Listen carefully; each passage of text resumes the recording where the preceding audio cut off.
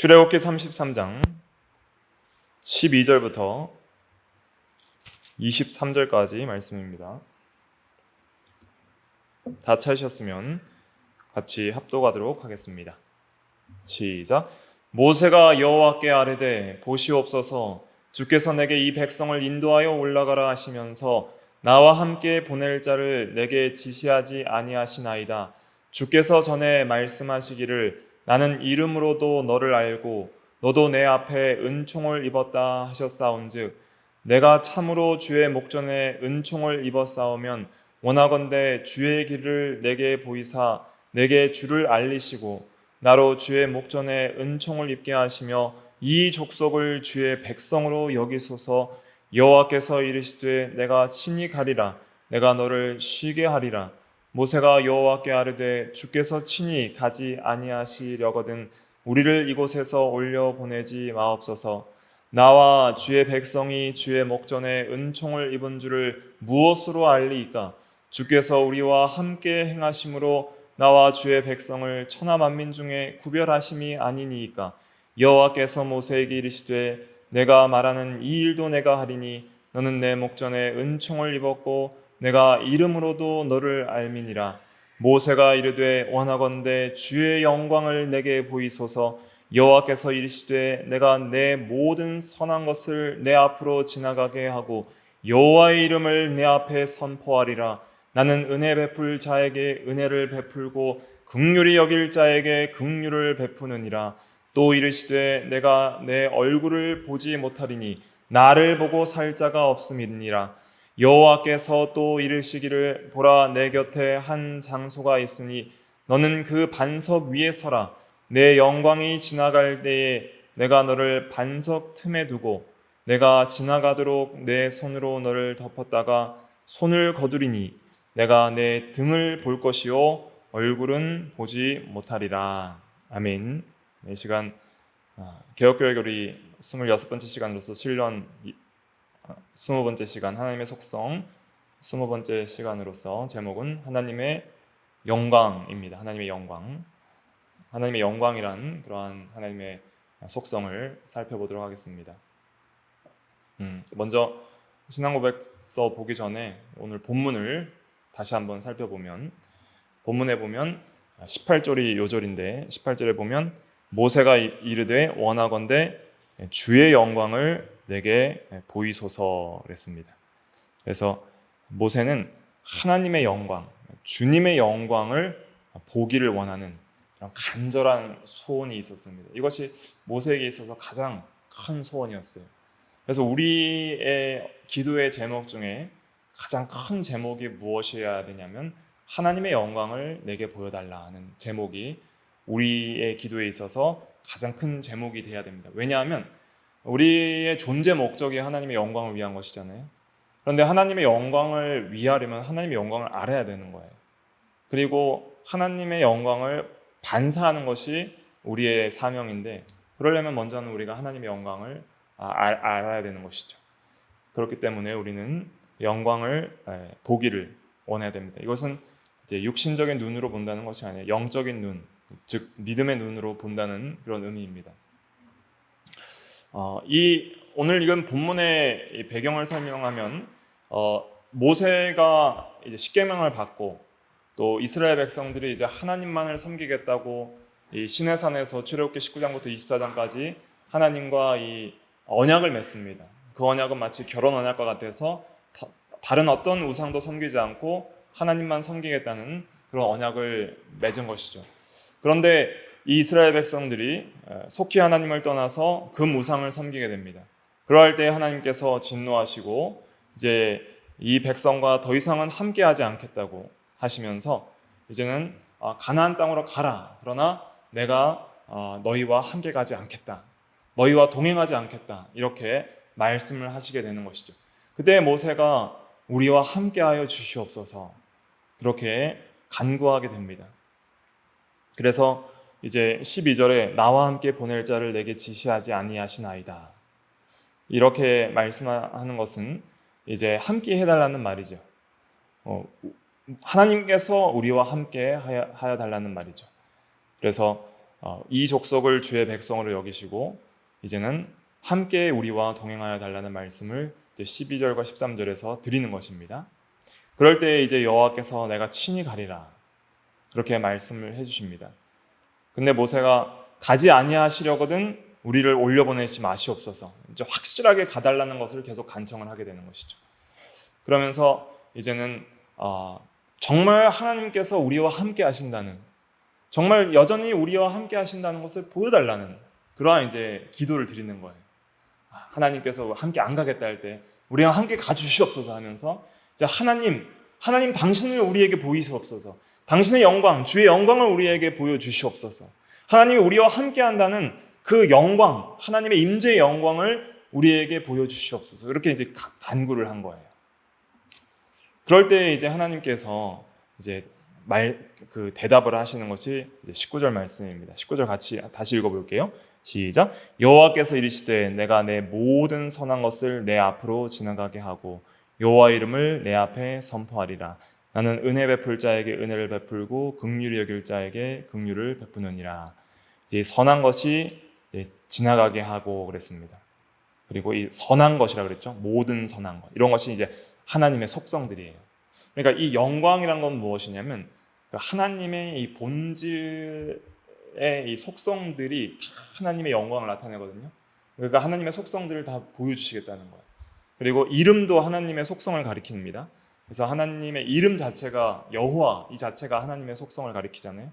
그리고 하나님과 관련된 모든 이름들이 하나님의 속성들 자체가 또 하나님의 이름들이라고 할 수 있는 거예요.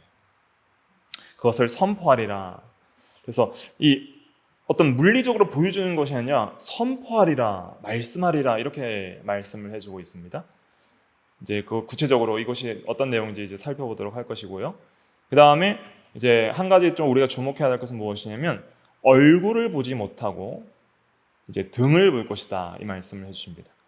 23절에 보니까 내가 내 등을 볼 것이요 얼굴은 보지 못할 것이다. 그래서 등과 얼굴이 무슨 의미인가 하는 것을 우리가 살펴봐야 됩니다. 그 다음에 이제 반석 틈에 두고 그랬거든요. 그래서 반석 틈에 두고 내가 지나도록 내 손으로 너를 덮었다가 했는데 이제 반석 틈에서 하나님을 보게 되는 것인데 이 반석은 또 우리 주 예수 그리스도, 우리의 반석이신 예수 그리스도를 상징한다고도 할 수 있겠습니다. 그래서 그리스도를 통해서 우리가 하나님의 영광을 바로 볼 수 있다는 것을 이해할 수 있게 되는 것이죠. 그러면 이제 신앙고백집 한번 보도록 하겠습니다. 신앙고백집 웨스트민스터 신앙고백서 제2장 2항 346페이지입니다. 346페이지 346페이지 346페이지 웨스트민스터 신앙고백서 제2장 2항을 같이 읽어보도록 하겠습니다. 346페이지 웨스트민스터 신앙고백서 제2장 2항 같이 읽을게요. 시작. 하나님께서 모든 생명과 영광과 성과 복을 자신 안에 그리고 스스로 가지고 계신다. 하나님께서는 홀로 자신 안에서 그리고 자신에게 전적으로 충족하셔서 자신이 만드신 어떤 피조물의 도움을 필요로 하시지 않고 그들로부터 어떤 영광도 인출하지 않으며 다만 그들 안에서 그들에 의해서 그들에게 또 그들 위에 자기의 영광을 나타내실 뿐이다. 하나님은 모든 존재의 유일한 원천이 되셔서 만물이 주에게서 나오고 주를 통하여 주께로 돌아가며 그는 주권적인 지배권을 가지고 만물에 의해서 만물을 위하여 만물 위에 자기의 기뻐하는 바를 무엇이든지 행하신다. 그의 눈앞에 만물이 드러나고 나타나며 그의 지식은 무한하고 무호하며 피조물에게 의존하지 않고 그에게는 무엇이든지 우연한 것이나 불확실한 것이 없다. 하나님께서는 그의 모든 계획들과 그의 모든 행위들과 그의 모든 명령들에 있어서 지극히 거룩하시다. 그에게는 천사들과 사람들과 다른 모든 피조물로부터 그가 요구하기를 기뻐하시는 예배, 봉사, 순종 등 무엇이든 드림이 당연하다. 예. 이것을 통해서 우리가 이제 하나님의 영광이라는 그러한 속성을 중심으로 이제 이 신앙고백서를 살펴보면 이 영광은 스스로 가지고 계신다 그랬습니다. 그래서 하나님의 영광은 스스로 가지고 계시는데, 이 영광이라는 것은 뭔가 하나님께서 부족하셔서 피조물에게 보충받아야 될 것도 아니고, 또 이제 그 영광을 피조물에게 빼앗기거나 그러한 것이 없습니다. 그래서 하나님의 영광은 완전하셔서 더하거나 뺄 것이 없이 완전한 것이다 하는 것을 먼저 기억을 해야 됩니다. 그래서 하나님께서는 홀로 자신 안에서 그리고 자신에게 전적으로 충족하셔서 자신이 만든 피조물의 도움을 필요로 하시지 않고 그들로부터 어떤 영광도 인출하지 않으며 다만 그들 안에서 그들에 의해서 그들에게 또 그들 위에 자기의 영광을 나타내실 뿐이다. 그래서 피조물을 통해서 하나님의 영광을 더 드러낸다는 의미예요.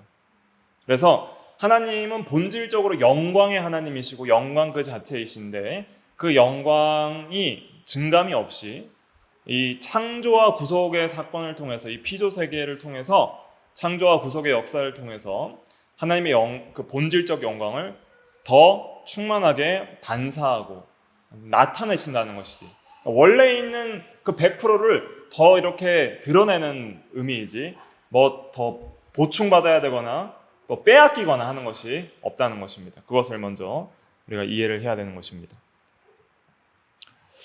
그럼 이제 하나님의 영광에 대해서 이제 구체적으로 살펴보도록 하겠습니다. 이 정의를 살펴보겠습니다. 하나님의 영광이 뭐냐? 영광을 하면 굉장히 두리뭉실하잖아요. 우리가 이해할 때 뭐 뛰어남, 뭐 명성, 또 빛나는 영예, 이렇게 말을 할 수 있는데 가장 정말 한마디로 압축해서 영광을 뭐라고 정의하면 좋을까? 저는 가장 좋은 단어는 탁월성이라고 생각을 합니다. 탁월성. 그래서 하나님의 존재의 탁월성, 존재가 탁월하다는 것은 그 남들보다 두드러지게 뛰어난 성질을 가리키거든요. 그러니까 하나님은 존재적으로 모든 피조물 위에 가장 뛰어나신 분으로서 그러한 탁월성으로부터 나오는 그 빛, 그 존재적 그 탁월성 그 자체가 영광인 거예요. 영광, 하나님의 영광. 그러니까 우리 사람들 중에서도 뭔가 특출나게 굉장히 뛰어난 지적인 인물이나 아니면 운동선수나 아니면 어떤 예술가나 할 때 굉장히 탁월하게 뛰어난 사람들, 우리가 감히 범접할 수 없는 그러한 경제 이런 사람들 보면 굉장히 영광스러워하고 그런 사람들에게 영광의 박수를 돌리기도 하고 굉장히 그런 사람들을 우리가 찬양하기도 하고 하잖아요.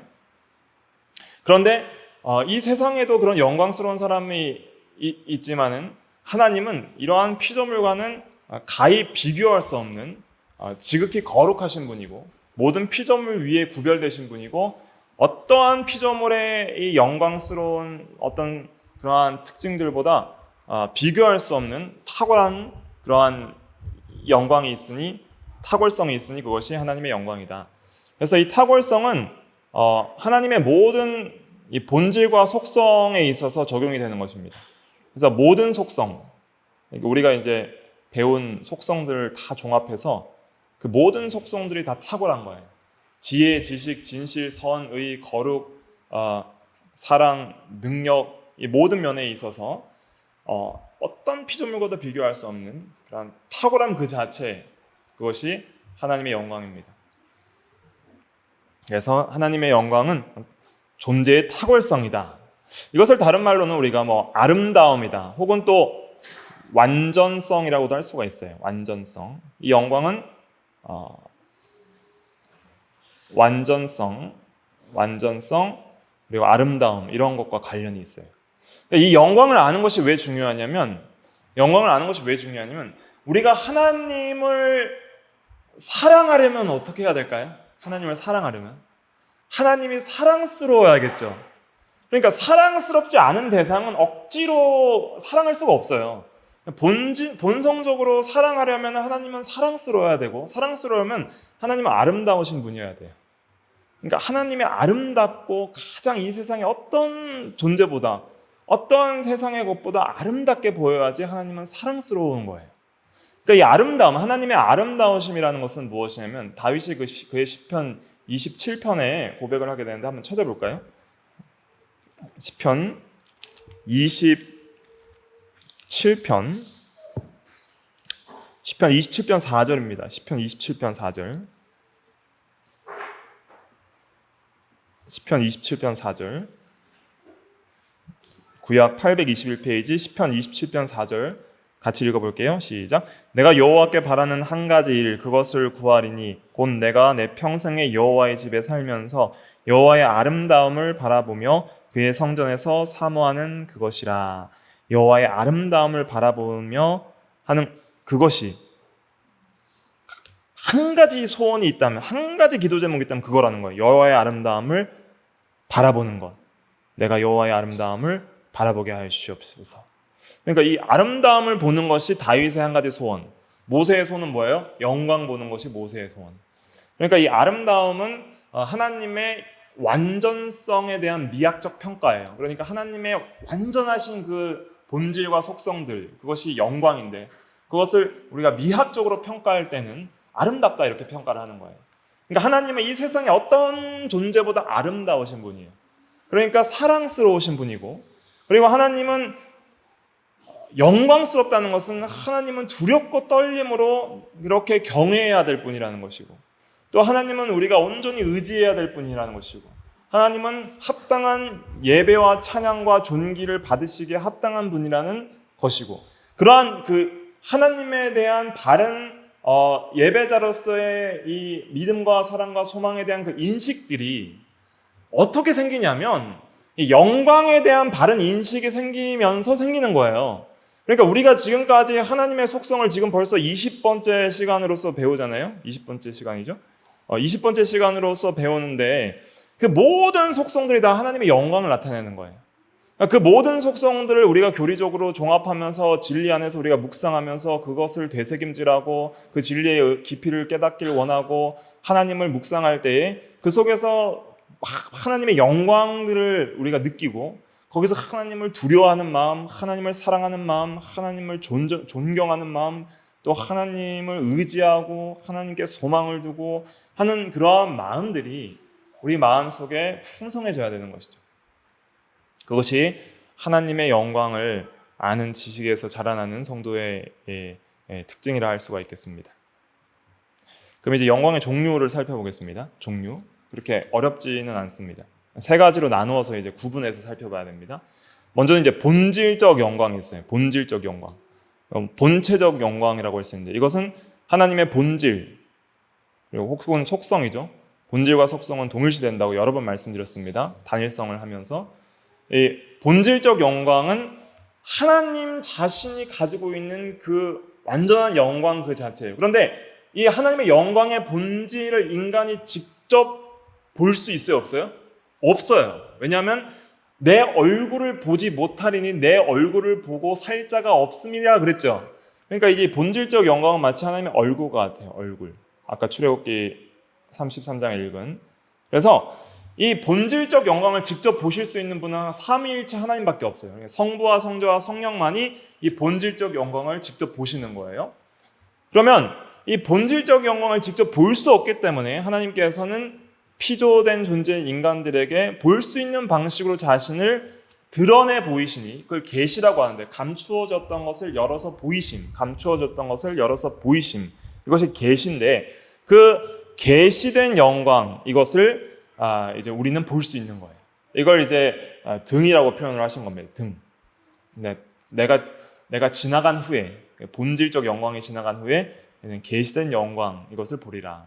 그래서 하나님의 이 본질적 영광을 이제는 직접 이렇게 보여주시는데, 하나님이 그 빛 자체이면은 이제 그 빛을 이제 비추어 주시는데, 그래서 비추어 주심으로써 그 빛의 존재를 인식하게 되는데, 그것을 이제 계시라고 할 수 있는데, 그것을 이제 계시된 영광 혹은 또 빛이 비추었다 하는 그러한 의미로서 이제 발산적 영광, 이렇게도 표현을 할 수가 있겠습니다.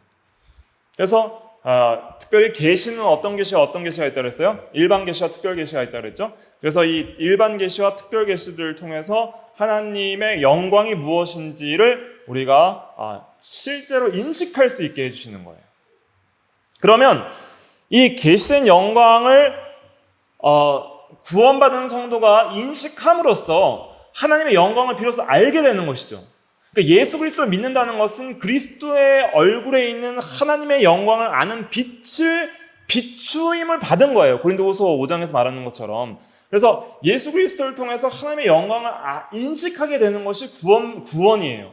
그 구원받은 성도가 이제는 하나님의 영광을 보게 되었고, 그 영광을 인식한 성도가 이제는 그 영광을 위해서 창조의 본래의 목적과 구속의 본래의 목적, 인간의 제일된 목적으로 돌아가는 삶을 살기 시작하니 이제 하나님의 영광을 위한 열심으로 먹든지 마시든지 무엇을 하든지 하나님의 영광을 위해 살기 시작하면서 자신의 전 존재와 삶을 통해서 하나님의 계시된 그 하나님의 영광을 반사하게 되는데, 그것을 이제 반사된 영광이라 표현한 것입니다. 이것은 이제 인간에게 있어서 이제 우리 성도가 이제 이 본질적 영광을 이제 계시된 영광을 통해서 이제 본질적 영광에 대한 그러한 지식을 받게 되었을 때에 그것이 이제 우리의 삶 속에서 하나님의 영광을 이제 드러내는 삶, 그 영광을 반사하는 삶, 우리의 삶으로 하나님의 영광을 반사하는 삶을 살아갈 때에 우리의 삶 속에서 하나님의 영광이 나타나게 됩니다. 성도의 삶을 통해서 너희의 선한 행실을 보고 믿지 않는 사람들도 하나님께 영광을 돌리게 하라 그랬잖아요. 너희는 너희의 것이 아니라 값으로 산 것이 되었으니 그런즉 너희의 몸으로 하나님께 영광을 돌리라. 고린도후서 6장 마지막 절에 말씀한 것처럼 그러한 이제 우리의 성도의 삶을 통해서 하나님의 영광을 반사하는 삶을 살게 되는데 그것이 또 하나님의 영광을 드러내는 거예요. 그러니까 이 본질적 영광은 절대 침해받지 않습니다. 악한 자가 아무리 하나님의 이름을 모독해도 우리가 또 성도들이 하나님 앞에 거룩한 삶을 살지 못한다 할지라도 하나님의 본질적 영광 자체는 침해받지 않아요. 그런데 우리 이 타락한 피조 세계에서 악한 인간들이 또 타락한 천사들이 하나님의 이름의 영광은 침해할 수 있는 거예요. 이름의 영광. 그 이름을 더럽힐 수 있는 거예요. 하나님의 이름을 욕되게 하고 하나님의 이름을 더럽히는 거예요. 그의 삶을 통해서 그의 존재의 목적대로 살아가지 못함을 통해서 그 존재 자체가 하나님의 영광을 반사하지 못함을 통해서 하나님의 이름이 욕되게 돌아가는 거예요. 그래서 이름이 거룩히 여김을 받으시오며라는 것은 우리의 삶을 통해서 하나님의 영광이 온전히 반사됨으로 말미암아 하나님의 이름이 영광을 받게 해달라는 그러한 의미로 우리가 해석을 해야 되는 것입니다. 그래서 이러한 이제 내용을 좀 이해하시면서 이제 구체적으로 좀 살펴보도록 하겠습니다. 먼저 본질적 영광, 다 설명을 드렸는데 하나님의 본질이고 속성 그 자체가 하나님의 본질적 영광이다. 그래서 하나님의 존재 자체가 영광스럽고 그 영광은 우리 삼위 하나님만 보실 수 있지 우리 인간들이 볼 수 없다. 천사들도 볼 수 없다. 그래서 23절에 출애굽기 33장 23절에 등을 볼 것이요 얼굴은 보지 못하리라 그러는데 이 얼굴을 이제 우리가 본질적 영광이다 이렇게 생각을 할 수가 있겠습니다. 하나님의 얼굴이 어디 있고 등이 어디 있겠어요? 얼굴은 우리가 인간에게 있어서 그 인간을 가장 잘 나타낼 수 있는 신체 부위가 얼굴이잖아요. 그런 것처럼 이 얼굴은 하나님의 본질적 영광 그 자체, 본체적 영광 그 자체를 상징하는 단어이다. 이렇게 해석할 수 있겠습니다.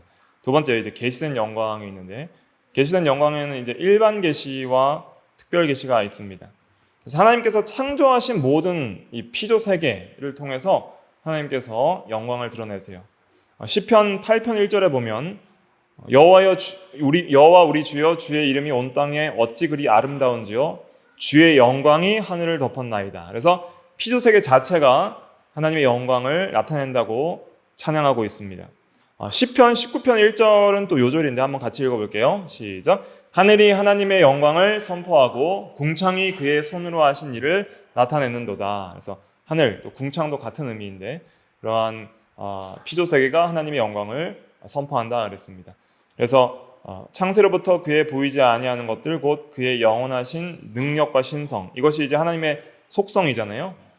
그것이 그가 만드신 만물에 분명히 보여 알려졌나니 그랬습니다. 로마서 1장 20절. 그래서 이러한 본질적 영광이 이제 일반 계시인 자연 만물을 통해서 나타났다 하는 것을 알 수가 있습니다. 근데 이제 우리가 또 주목해야 될 것은 무엇이냐면 오늘 본문을 중심으로 해서 이제는 이 특별 계시라는 것은 이제 하나님께서 이제 일반 계시로서는 타락한 인간이 하나님을 알 수 없기 때문에 하나님께서 특별한 방식으로 하나님 자신을 계시하시는데 그것이 특별 계시고 하나님을 알 수 있는 참된 지식을 이제 주시는 것이죠. 그것을 이제 어떻게 주시는가? 이것을 이제 우리가 주목을 해야 됩니다. 그럼 하나님 주의 영광을 내게 보이소서 그랬는데 그러면 모세가 어떻게 주님의 영광을 보게 되었는가? 이게 중요한 거예요. 어떻게 지금 구약 성경은 주님의 영광을 보았는지를 어떻게 성경은 증거하고 있는가? 이것을 볼 때 여기서 결론적으로 말씀드리면 말씀을 통해서 가르쳐 주십니다. 말씀을 통해서 하나님의 영광을 계시하십니다. 여호와의 이름, 속성들을 말씀으로 계시하십니다. 그것을 출애굽기 33장 19절과 34장 6절과 7절에서 증거를 하고 있습니다. 그래서 이제 출애굽기 33장 19절에서 내 모든 선한 것이 내 앞으로 지나가게 하고 여호와의 이름을 내 앞에서 선포하리라 이렇게 말씀해 주셨잖아요. 그런데 오늘 읽지는 않았지만 이제 이 선한 것이 지나가고 이름을 선포하는 그 일이, 그러니까 실제로 이제 이 영광을 계시하시는 그 일이 이제 언제 이루어지냐면 출애굽기 34장에서 이루어지는 거예요. 34장 5절부터 7절까지 같이 읽어볼게요. 시작. 여호와께서 구름 가운데 강림하사 그와 함께 거기 서서 여호와의 이름을 선포하실세 여호와께서 그의 앞으로 지나가시며 선포하시되 여호와라 여호와라 자비롭고 은혜롭고 노하기를 더디하고 인자와 진실이 많은 하나님이라 인자를 천대까지 베풀며 악과 과실과 죄를 용서하리라 그러나 벌을 면제하지는 아니하고 아버지의 악행을 자손 3, 4대까지 보응하리라. 이것이 6절과 7절이 여호와의 영광을 보여주신 거예요. 등을 보여주신 것이죠. 그래서 여호와께서 그의 앞으로 지나가신다 그랬죠. 그래서 선포하시는 거예요. 말씀으로 이제 영광을 보여주시는 거예요. 선포하시면서 여호와 자비, 은혜, 노하기를 더디어 오래 참으시고 인자, 헤세드, 진실이 많은 하나님이라. 인자를 천대까지 베풀며 용서하시고 그러나 벌을 면제하시지 아니하는 공의의 하나님이다. 이러한 이제 속성들을 선포하시는 거예요. 그의 말씀을 통해서. 그러면서 하나님의 영광을 보여주시는 거죠. 그러니까 그렇구나. 그럼 이제 우리는 결론적으로 알 수가 있는 것입니다. 하나님의 영광은 뭔가 어떤 신비 체험이나 환상이나 이상이나 어떤 기적, 물론 이제 구약시대에 그런 것을 통해서도 하나님의 영광을 보여주셨어요. 그런 것을 통해서도 보여주셨지만은 그러나 이제는 그러한 구약시대의 여러 가지 다른 방법으로도 계시해 주셨던 시대조차도 본질적인 하나님의 영광을 가장 잘 표현하는 것이 뭐였다는 거예요? 말씀이었다는 거예요. 말씀. 그럼 이제 우리가 하나님의 영광을 어떻게 보느냐? 진리 안에서 성령의 감동으로 그리스도를 통하여 하나님의 영광을 보아야 한다. 진리 안에서 보는 것이 중요하다는 것을 깨닫게 됩니다. 이런 말씀들은 항상 외우셔야 됩니다. 진리 안에서 성령의 감동으로 그리스도를 통하여 하나님의 영광을 보는 것. 이것이 이제 삼위일체적인 진리 안에서의 신앙생활의 핵심을 요약을 하는 것을 알 수가 있겠습니다. 그럼 이제 말씀의 매체가 있습니다. 말씀의 매체. 이것은 제가 전에 하나님의 그 말씀과 임재라는 그러한 설교에서 좀 깊이 있게 다뤘던 그러한 주제이긴 한데 좀 구체적으로 잠깐 살펴보면 우리가 말씀이라고 할 때 말씀이 육신에 되어 오신 분이 또 예수 그리스도잖아요. 말씀할 때 또 하나님의 말씀이 또 성경이잖아요. 말씀할 때 계속 우리가 착각하는 게 뭐냐면 그 문자적으로 말씀을 생각하는 거예요. 문자적으로. 말씀은 뭐 가나다라 마바사, ABCD 이것이 말씀이 아니라 말씀이라는 것은 사실은 하나님의 존재 자체가 말씀이에요. 하나님은 말씀하시는 하나님이에요. 하나님은 삼위간에 창세기부터 여호와 삼위간에 회의를 하시죠. 우리가 우리의 형상을 따라 사람을 만들고 성부와 성자와 성령께서 말씀하셔서 서로 말씀하시면서 서로 사귀시고 서로 사랑을 나누시죠. 그러니까 하나님은 인격적으로 교제하시는 하나님이다. 그럼 교제를 어떻게 해요? 하나님 삼위간의 말씀으로 하시는 거예요. 그러니까 그렇게 삼위간의 말씀으로 하시는데 특별히 그 제2위 성자 하나님을 말씀이라 칭하는 거예요. 왜냐하면 하나님의 성부의 그 모든 뜻과 그러한 그 마음과 사랑과 속성들을 가장 잘 표현하는 그러한 분으로서 이위 하나님께서 역사하시기 때문에, 사역하시기 때문에 성자 하나님을 요한복음 1장에서 말씀이라고 그렇게 표현을 하는 것이죠. 그러니까 하나님께서 성부와 성자와 성령께서 대화를 하시는데 무슨 언어로 대화를 하시겠어요? 한번 생각을 해보세요. 뭐 한국어로 하겠어요? 히브리어로 하겠어요? 헬라어로 하겠어요? 영어로 하겠어요? 그런 거 없단 말이에요. 그냥 영적으로 가장 탁월한 방식으로 대화를 하시는데 어떻게 대화하시는지 우리는 몰라요. 그런데 그렇게 사귀시는데 영적인 대화를 하시겠죠. 그런데 우리 피조물에게 하나님께서 말씀하실 때는 삼위 간의 대화의 방식으로 말씀하시면 이해할 수가 없는 거예요. 그러면 하나님은 천사들의 입도 없는데 하나님께서 천사들에게 뭐라고 명령을 하시겠어요? 그러니까 분명히 우리가 생각하는 말씀과는 다른 방식으로서 전달을 하겠죠, 의사를. 그걸 우리가 이해할 수 있어야 됩니다. 그럼 이제 우리에게는 하나님께서 뭐라고 어떻게 말씀하시겠어요? 우리의 어떤 지성으로 이해할 수 있는 방식으로 하나님이 말씀을 하시겠죠. 그러니까 그 하나님의 말씀이 전달되는 뭐가 필요한 거예요? 매체가 필요한 거예요. 매체. 중간 매체들이 필요한 거예요. 그런 매체들이 구약시대에 어떤 것으로 이루어졌냐면 기적이나 구름, 연기, 구름기둥, 불기둥, 가시떨기, 불꽃, 빛, 뭐 여러 가지 환상, 이상 뭐 이런 것들로도 이렇게 일어나는 것이죠. 특별히 이제 사건 매체가 있는 거예요. 사건. 그러니까 어떤 사건과 그 피조물을 통해서 하나님의 영광을 드러내시고 하나님께서 자신의 의견을 표현하시죠. 우림, 둠밈 같은 것도 있고. 그렇게 이제 사건을 통해서 말씀을 전달하시기도 하고, 그 다음에 직접 음성을 들려주시기도 하시죠. 하나님의 음성을 들려주셔서 아브라함아, 아브라함아, 사무엘아, 사무엘아 이렇게 불러주시는 그 말씀을 성경에서 명시적으로 기록하는 것이 있죠. 그러면 하나님께서 입도 없으신데 하나님은 입이 없으시잖아요. 영이시니까. 그럼 우리에게 어떻게 음성을 들려주시겠어요? 뭘 사용하시는 거예요? 우리가 이해하는 언어를 사용하시겠죠. 그 당시에 썼던 히브리어 아니면 헬라어. 그 음성은 우리가 지금 여러분들이 지금 듣고 있는 음성은 공기의 진동을 통해서 귀로 들어가는 거예요. 그러니까 공기의 진동과 공기를 사용하시죠. 공기가 없으면 음성이 안 들립니다. 고체가 가장 음성을 잘 전달하고, 그리고 이제 이 기체는 좀 덜 전달하죠. 그래서 그런 고체들은 더 진동이 더 크기 때문에 음성이 더 잘 들리는 거예요. 그래서 어떤 중간 매체, 그 진동 전달 매체가 필요하고, 감각기관인 청각이 필요하죠. 청각이 없으면 못 들으니까. 그 다음에 그 청각이 우리에게 들어와서 뇌와 이해를 사용하셔서 하나님의 말씀을 이해하게 하시는 거예요. 그러니까 이러한 매체들을 사용하셔서 하나님께서 우리에게 직접 과거 구약시대 때 음성을 들려주시기도 했고, 또 선지자를 통한 그러한 말씀을 통해서 음성을 들려주시기도 했죠. 선지자 입을 통해서. 그런데 모세 때부터는 이제 창세기부터 이제 성경을 적기 시작합니다. 그렇죠? 문자로 적기 시작해요. 그래서 히브리어나 헬라어 같은 것을 이제 사용하셔서 이제 파피루스 종이나 가죽 종이나 또 오늘날은 현대 종이와 잉크 이런 것을 사용하셔서 이제 물리적인 책인 성경을 기록하게 하십니다. 음성과 문자라는 매체를 통해서 하나님의 말씀을 전달하는 거예요. 그러니까 성경책 이 자체가 하나님의 말씀은 아니죠, 그죠? 저 자체는 매체고 그 매체를 통해서 들어있는 그 말씀의 의미, 그것이 하나님의 말씀인 거예요. 그리고 그러한 이제 말씀을 전달하는 가장 탁월한 매체는 무엇이었냐? 가장 탁월한 매체는 하나님의 형상인 인간이에요. 인간은 하나님의 말씀을 전달하는 가장 탁월한 매체예요. 그래서 야곱과 씨름했던 어떤 사람, 그것이 하나님 자신이었고, 아브라함이 만났던 세 사람 중에 한 분은 여호와 하나님이었고, 소돔과 고모라를 멸하러 갈 때 세 사람이 나타났는데 한 분은 하나님이라고 그랬습니다. 그다음에 가장 이제 하나님을 잘 전달할 수 있는 말씀 그 자체는 누구예요? 예수 그리스도인 거예요. 그러니까 예수 그리스도의 성육신을 통해서 그 예수라는 인간 자체는 그의 모습, 인격, 말, 행동, 삶, 그의 말씀과 사역 모든 것들이 하나님 그 자신을 가장 잘 보여주시는 분이에요.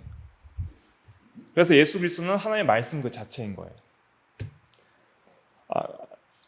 이러한 계시된 영광들이 이제 이 말씀의 매체를 통해서 이제 사건, 음성, 문자, 이제 사람 이런 것들이 이제 실제적으로 구약 시대에 어떻게 적용됐냐면 출애굽기 20장에 보면 시내산에서 그 우레, 번개, 나팔 소리, 산의 연기 이런 걸 통해서 이제 하나님의 임재와 하나님의 속성들, 하나님의 어떤 두려우심과 어미와 영광들을 나타내줬죠. 또 모세는 하나님이 계신 흑암, 어두움도 하나님을 나타내 보이는 그러한 사건으로 또 어떤 피조물로서 사용이 되었던 것이죠. 또 이제 특별히 성전과 성막에 잘 나타나 있는데, 특별히 구름이 출애굽기 40장의 성막이 완성되었을 때에 구름이 회막을 덮고, 그 다음에 구름이 떠오르면 구름 기둥, 또 불 기둥이 있었죠. 불이 구름 가운데 있어서 구름 기둥과 불 기둥 같은 것을 통해서 하나님의 영광과 임재를 나타내 보이셨죠. 그리고 영광을 계시해 주셨죠. 그래서 그 여호와의 영광이 충만해서 사람들이 두려워서 모세가 회막에 들어갈 수 없었다 그랬습니다. 근데 이 솔로몬 성전이 지어졌을 때 역대하 7장 1절에 보면 솔로몬이 기도를 마침에 이제 성전 준공을 마치고 불이 하늘에서 내려와서 그 뜨거운 불이, 영광스러운 아름다운 불이 하늘에서 내려와서 그 번제물과 제물들을 사를 때 얼마나 사람들이 두려워했겠어요. 여호와의 영광의 성전에 가득했다 그랬으니까 아마 성막의 때처럼 구름이 가득하게 또 이렇게 임했을 것이고, 거기에서 사람들은 하나님의 계시된 영광들을 봤을 거예요. 이런 사건들을 통해서 하나님께서 영광을 보여주시는 것이죠. 속성들을 보여주시는 것이죠. 그런데 이제 가장 완전한 계시된 영광은 누구예요? 예수 그리스도인 거예요. 그러니까 그리스도를 볼 때, 그리스도를 통해서 우리는 하나님의 영광을 가장 확실하게 볼 수 있는 거예요. 그래서 예수님께서는 요한복음 14장 6절에 내가 곧 길이요 진리요 생명인 나로 말미암지 않고는 아버지께로 올 자가 없느니라 그랬습니다. 그다음 7절부터 우리가 10절까지 한번 같이 읽어볼게요. 시작. 너희가 나를 알았더라면 내 아버지도 알았으리로다. 이제부터는 너희가 그를 알았고 또 보았느니라. 빌립이 이르되 주여 아버지를 우리에게 보여주옵소서. 그리하면 족하겠나이다. 예수께서 이르시되 빌립아 내가 이렇게 오래 너희와 함께 있을 때 네가 나를 알지 못하느냐. 나를 본 자는 아버지를 보았거늘 어찌하여 아버지를 보이라 하느냐. 내가 아버지 안에 거하고 아버지는 내 안에 계신 것을 내가 믿지 아니하느냐. 내가 너희에게 이르는 말은 스스로 하는 것이 아니라 아버지께서 내 안에 계셔서 그의 일을 하시는 것이라. 이것이 정말 중요한 요절인데, 나를 본 자는 아버지를 보았거늘 어찌하여 아버지를 보이라 하느냐. 이것은 어떤 의미로 하시는 거냐면, 예수님을 보는 것은 곧 하나님을 보는 것이니 더 이상의 더 추가적인 완전한 계시가 필요 없다는 거예요. 그러니까 예수님을 봄으로 아버지를 보는 것이 완전함으로 더 이상 아버지를 보이라 할 필요가 없다는 뜻입니다.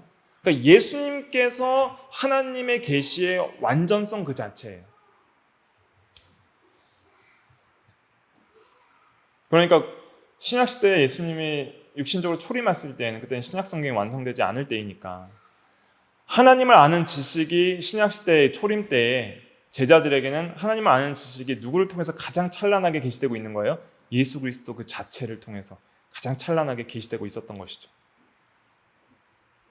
그래서 본래 하나님을 본 사람이 없을 때 아버지 품속에 있는 독생하신 하나님이 나타나셨느니라.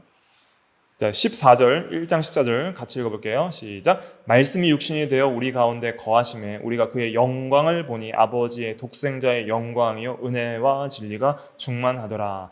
말씀이 육신이 되어 오셨다 그랬죠. 그러니까 성육신이에요. 성육신, 될성, 육신, 도성. 그래서 이제 말씀이 육신이 되셨다. 그 육신이 하나님의 영광을 충만하게 드러낸다. 그래서 골로새서 2장 9절에는 그 안에 신성의 모든 충만이 육체로 거했다. 이런 말씀을 하고 있습니다. 또 한 구절 보면은 예수 그리스도에 대해서 이제 히브리서 1장 1절부터 3절까지 잘 증거를 하고 있습니다. 1절부터 13절까지 같이 읽어볼게요. 시작. 옛적의 선지자를 통하여 여러 부분과 여러 모양으로 우리 조상들에게 말씀하신 하나님이 이 모든 날 마지막 날에는 아들을 통하여 우리에게 말씀하셨으니 이 아들은 만유의 상속자로 세우시고 또 그로 말미암아 모든 세계를 지으셨느니라. 이는 하나님의 영광의 광채시요 그 본체의 형상이시라. 그의 능력의 말씀으로 만물을 붙드시며 죄를 정결하게 하는 일을 하시고 높은 곳에 계신 지극히 크신 이의 우편에 앉으셨느니라. 그래서 옛적에 여러 선지자들을 통하여서 여러 부분과 여러 모양으로 말씀하셨고 계시하셨던 하나님께서 마지막에 최종적 계시로 아들을 통하여 우리에게 말씀하셨으니, 그래서 이 신약 성경이 최종 계시다 이런 의미도 됩니다. 그것이 이제 하나님의 영광의 광채다 그랬습니다. 그 아들이, 예수님이 하나님의 영광의 광채다. 최종적 계시 그 자체고 완전한 계시 그 자체다. 자, 그러면 이제 우리가 이제 궁금증이 생기죠. 우리는 현재적으로 예수님을 못 보잖아요. 예수님을 못 보면 어떻게 완전한 계시를 우리가 볼 수 있느냐, 그러한 문제가 생기죠. 현재적으로 최고의 계시된 영광은 뭐예요? 성경에 있는 거예요. 성경을 통해서 이제 계시된 영광을 이제 확실하게 이해할 수 있는 것이죠. 베드로전서 1장 17절 같이 읽어볼게요. 1장 17절 시작. 지극히 큰 영광 중에서 이러한 소리가 그에게 나기를 이는 내 사랑하는 아들이요 내 기뻐하는 자라 하실 때에 그가 하나님 아버지께 존귀와 영광을 받으셨느니라. 그래서 이것은 이제 변화산에서, 마태복음 17장에서 증거하는 변화산에서 예수님께서 더 이상 사람이 빨래할 수 없을 정도로 희게 된 그런 흰옷을 입고 영광 중에 베드로와 야고보와 요한에게 보이신 그 사건을 베드로가 보고 기억하고 이제 기록을 하는 것이죠. 그 사건을 누가복음 9장 32절에는 이렇게 증거하고 있습니다. 베드로와 및 함께 있는 자들인 야고보와 요한이 깊이 졸다가 온전히 깨어나 예수의 영광을 봤다 그랬어요. 두 사람은 이제 모세와 엘리야죠. 영광을 봤습니다. 그러면 이제 이것은 예수 그리스도의 그 당시에 완전한 계시된 영광, 하나님의 그 계시와 영광을 본 것이죠. 그런데 지금 현재적으로 예수님께서 이제는 승천하셨기 때문에 그의 육체가 함께하지 않기 때문에 지금은 더 확실한 건 뭐라는 거예요?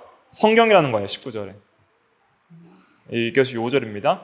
19절 이제 같이 읽어볼게요. 이것은 외우세요. 19절 읽어볼게요. 시작. 또 우리에게 더 확실한 예언이 있어 어두운 데를 비추는 등불과 같으니 날이 새어 샛별이 너희 마음에 떠오르기까지 너희가 이것을 주의하는 것이 옳으니라. 그렇게 초림 때의 성육신을 본 것보다 더 확실한 것이 뭐예요? 예언이라는 거예요. 성경이라는 것이죠. 성경이 있어 어두운 데를 비추는 등불과 같으니, 그 계시된 영광의 빛과 같으니, 그래서 날이 샌다는 것은 어떤 날이 새야 돼요? 우리 마음의 날이 샌다는 거예요. 마음의 날. 마음에 이 빛이 비추어져서, 성령을 통해 진리의 빛이 비추어져서 이제 우리 마음이 밝아져서, 날이 샌다는 건 이제 어둠이 물러가고 밝아졌다는 것이죠. 우리의 마음이 어둠이 물러가고 죄와 그러한 이 비진리와 흑암과 무지의 어떤 그러한 진리에서 무지한 그러한 흑암, 어둠이 물러가고 이제 샛별이 너희 마음에 떠오르기까지 너희가 주의하는 것이 좋으니라. 이 샛별은 뭐냐면 깨닫는 진리를 가리키는, 깨닫는 진리, 깨달은 진리. 하나님에 대해서 몰랐어요. 하나님의 영광에 대해서 몰랐어요. 하나님의 속성에 대해서 몰랐어요. 그런데 우리의 마음이 성령을 통해서 빛이 비추어지고 진리를 통해서 빛이 비추어지고 믿음을 주셔서 믿음의 눈을 뜨니까 이제 날이 밝아지는 것처럼 우리의 마음의 눈이 밝아지는 거예요. 그러면서 샛별이 탁 하고 떠오르는 게 있을 거예요. 전에는 계속 이해하지 못했던 하나님에 대한 속성들, 전혀 하나님을 잘 몰랐고 이해하지 못했던 그러한 하나님이었는데, 하나님은 누구십니까? 주의 영광을 보여주시옵소서. 주님은 누구십니까? 주님의 아름다움을 보여주시옵소서. 하나님을 알기를 원합니다 라고 그렇게 간절히 기도하는 가운데, 묵상하는 가운데 갑자기 팍 하고 떠오르는 거예요. 하나님께서 떠오르게 하시는 거예요. 진리를 깨닫게 하시는 거예요. 이거다. 나는 여호와라 인자와 진리가 충만하고 이 노하기를 더디하고 공의로운 하나님이시고, 이러한 하나님의 그 존재적 탁월성에 대한 그 깊은 체험과 깨달음이 내적으로 주어지는데, 그 샛별이 마음에 탁 떠오르는 거예요. 마치 별이 탁 떠오르는 것처럼 진리의 빛이 하나 딱 떠오르는 거예요. 별 하나가 진리 하나처럼 딱 깨달아지는 거예요.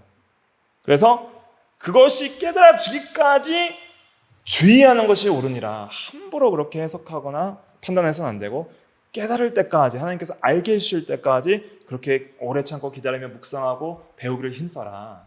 이런 의미인 것이죠. 성경을 잘 배우고 힘쓰고 깨닫기를 힘써라. 이런 것입니다. 이럴 때 이제 우리는 이 계시된 영광을 이제 성경을 통해서 책으로 보는 것이죠. 그러니까 신구약 성경 자체가 지금 누구를 가리키고 있어요? 예수 그리스도를 가리키고 있기 때문에 신구약 전체를 통해서 그리스도를 보고, 신구약 성경 진리를 통해서, 성경 진리를 통해서 성령의 감동을 따라 날이 새어서 예수 그리스도를 보게 되고, 그리스도를 통해서 하나님을 보게 되는 거예요. 이것을 계속 묵상하셔야 됩니다. 진리 안에서 성령을 따라 그리스도를 통하여 하나님을 보는 거구나. 진리 안에서 성령을 따라 그리스도를 통하여 하나님을 보는구나. 기도하실 때마다 묵상하셔야 됩니다. 기도하실 때마다 주의 성령께서 이 시간 진리 가운데 인도하여 주셔서 그리스도를 보게 하시고, 그 그리스도를 통하여서 하나님의 영광을 보여주시옵소서. 주여 내게 영광을 보이소서. 주의 아름다우심을 내게 보여주시옵소서. 그것이 우리에게 가장 한 가지 유일한 기도 제목이 되어야 되는 거예요. 이제 앞으로 우리가 볼 영광이 있습니다. 장래에 계시될 완전한 영광을 볼 날이 있어요. 지금은 이것은 현재적으로는 성경을 통해서 이렇게 보는 거고, 앞으로 볼 날이 있죠. 볼 날이 있습니다. 그것은 예수 그리스도의 부활한 인성의 영광을 이제는 보게 될 거예요. 예수님 재림 때. 재림 때 예수님의 영광을 보게 될 때 이제는 더 이상 성경도 필요 없어요. 이제는 예수 그리스도를 눈과 눈으로 마주 대하고 그의 영광을 보게 되는 거예요. 고린도후서 3장 18절에는 현재적으로도 이렇게 영광을 볼 수 있다고 말을 하고 있습니다. 성경을 통해서. 먼저 고린도후서 3장 18절 같이 읽어볼게요. 시작. 우리가 다 수건을 벗은 얼굴로 거울을 보는 것 같이 주의 영광을 보매 그와 같은 형상으로 변화하여 영광에서 영광에 이르니 곧 주의 영으로 말미암음이니라.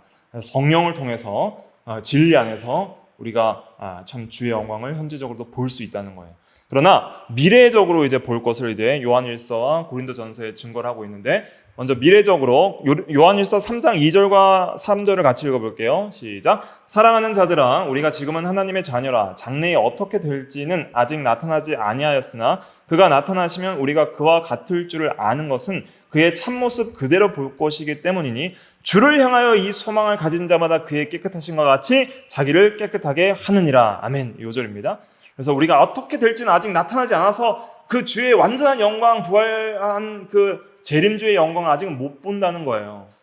그러나 그가 나타나시면, 재림하시면 우리도 그와 같이 변화하여서 부활체를 입고 이제 참모습 그대로 볼 것이다. 그의 참모습 그대로 볼 것이니, 이 소망을 가진 자마다 주님을 참모습 그대로 볼, 재림할 때 주님을 맞이할 그러한 신부로서의 이 주님 볼 소망을 가진 자마다 현재적으로 우리를 깨끗하게 한다.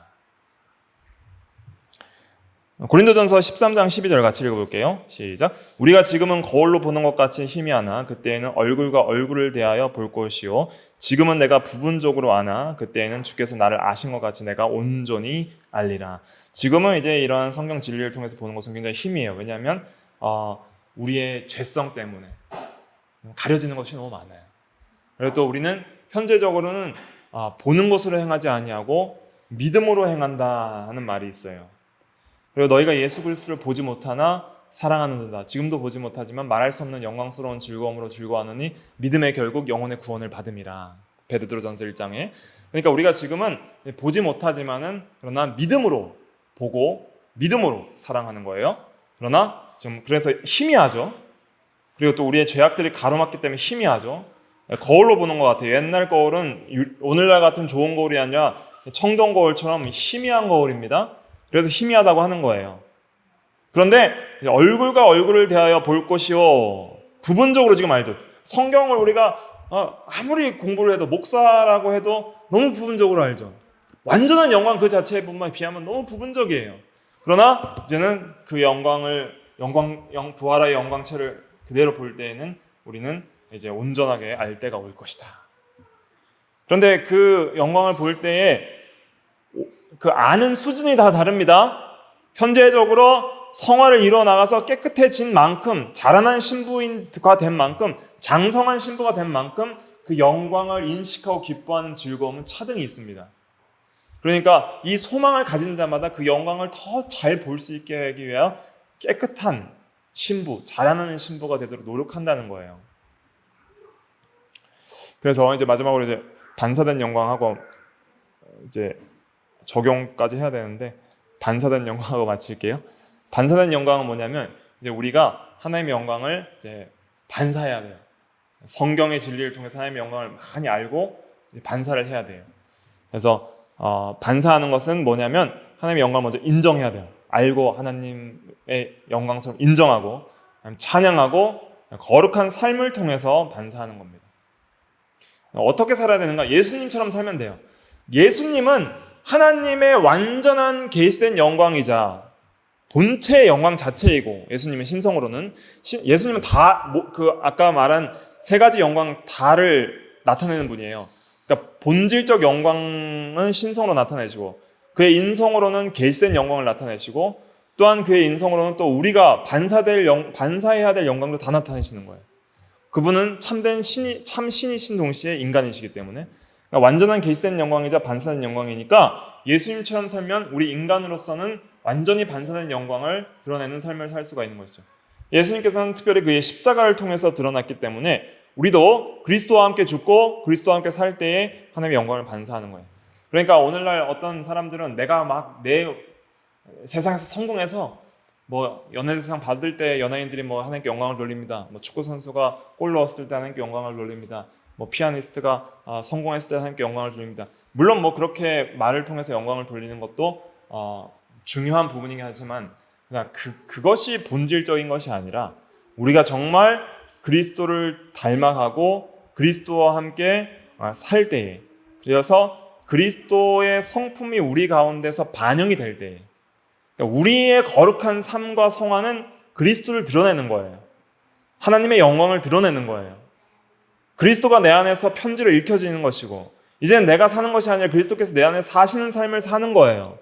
그럴 때에 우리의 삶을 통해서 그리스도가 발견되는 것이죠. 그럴 때에 하나님이 영광을 받으십니다. 그러니까 성화는 하나님을 영화롭게 하는 것이고 하나님의 영광을 반사하는 것이고 그를 영원토록 즐거워하는 것과 같은 거예요. 그러니까 예수님과 이 성화라는 것은 이렇게 생각하셔야 됩니다. 그리스도를 기뻐하고 그리스도를 사랑하고 그렇기 때문에 그리스도와 교제하기 때문에 누구와 함께 하느냐에 따라서 누구를 닮는 거예요. 그러니까 우리의 성화는 하나님과의 사귐과 하나님을 사랑함과 하나님을 기뻐함 속에서 하나님과 이렇게 즐거워하는 구원의 하나님으로 말미암아 기뻐하고 여호와로 말미암아 즐거워하는 삶을 통해서 그와 함께하기 때문에 그를 닮아가는 거예요. 그렇기 때문에 그의 속성들이 우리를 통해서 나타나는 거예요. 그러니까 성화를 막 짐으로 생각하시면 안 됩니다. 그러니까 그렇게 생각하면 이게 잘못된 성화론의 잘못된 어떤 이 구원론에 빠지게 되는 거예요. 예수님을 우리가 사랑하고 교제하면서 닮아갈 때 우리는 거룩한 삶을 살아갈 수 있는 거예요. 여기에 대해서 할 말이 되게 많은데 시간이 다 가서 중요한 게 무엇이냐면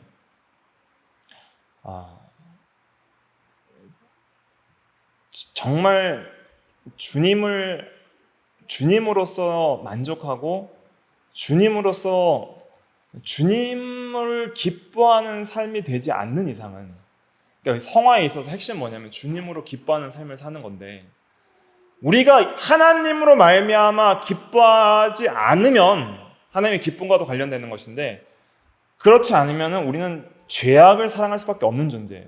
세상을 사랑할 수밖에 없어요. 왜냐하면 죄악은 낙을 주기 때문에. 죄악에 낙이 있어요. 돈, 쾌락, 명예 이런 것들은 낙이 있기 때문에 그런 세속적이고 유격적 기쁨을 추구하는 것이 부패한 본성인데, 그렇게 살아가면 하나님께 영광을 돌릴 수 없어요. 그런데 우리가 하나님을 영원토록 즐거워하는 것이 왜 인생의 제일 된 목적이 되고 하나님을 영화롭게 하는 것과 동일시되냐면, 하나님을 기뻐하는 것 그 자체가 하나님을 사랑하는 거고 하나님을 닮아가는 그런 방식이고, 그럴 때에 하나님을 기뻐할 때에 모든 유욕이 끊어집니다. 이걸 잘 아셔야 돼요. 그러니까 내 의지로 죄를 이기려고 하면 절대 이겨지지가 않아요.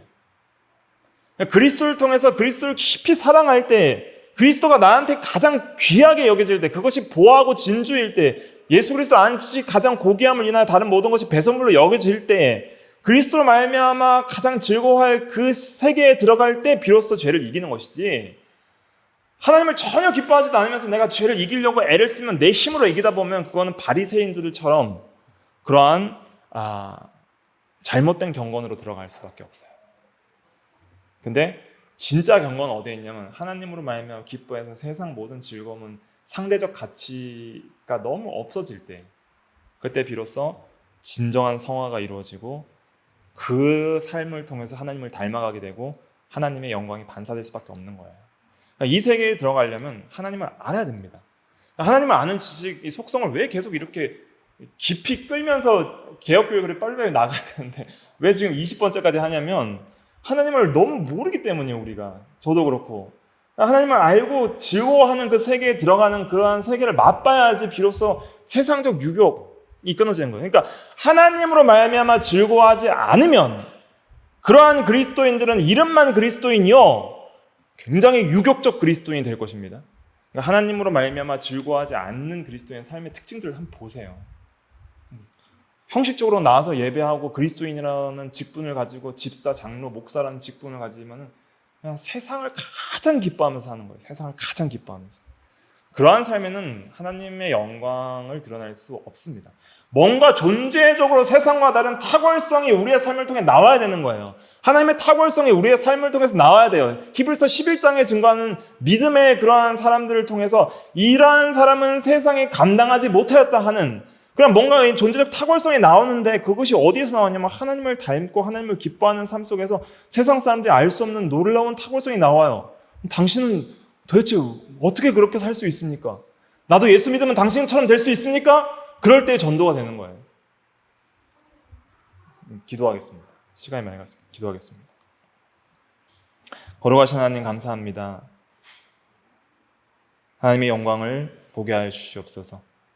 그리고 그의 영광을 우리가 담되 하나님을 깊이 알고 사귀고 하나님으로 말미암아 기뻐하는 삶을 통해 그리스도를 가장 존귀하게 여기고 그만을 즐거워하며 높일 때 우리가 주님을 닮게 하시고 또한 우리의 삶을 통해서 그의 탁월성이 증거되게 하여 주시옵소서.